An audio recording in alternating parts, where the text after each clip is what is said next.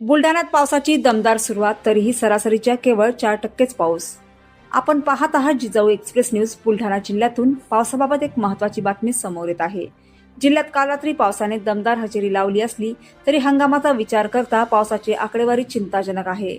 बुलढाणा जिल्ह्यात पावसाचे आगमन झाले असले तरी 22 जूनपर्यंत केवळ 4% पावसाची नोंद झाली आहे.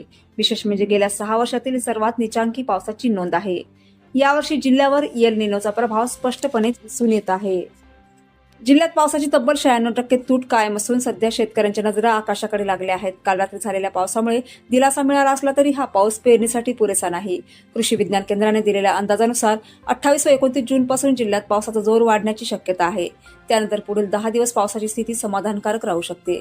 मात्र कृषी तज्ज्ञांनी शेतकऱ्यांना आवाहन केले आहे की केवळ पावसाच्या आशेवर घाईगडबडीत पेरणी करू नका. जमिनीत किमान 6 इंच ओलावा निर्माण झाल्याची खात्री करा आणि कृषी तज्ज्ञांचा सल्ला घेऊनच पेरणीचा अंतिम निर्णय घ्या.